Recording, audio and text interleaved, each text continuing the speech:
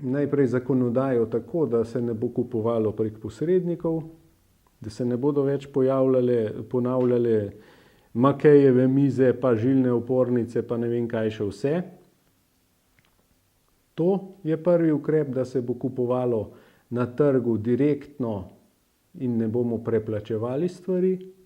Zakaj bi jih, če jih ni treba? Kot drugo, tudi boljša organiziranost. Menim, da imamo odlične zdravnike, imamo odlične medicinske sestre, ki jih vedno pozabljamo. Mi vedno govorimo samo o zdravnikih, nikoli o medicinskih sestrah, pa je treba celoten sektor, celotno zdravstvo pogledati v celoti, ne samo enega segmenta.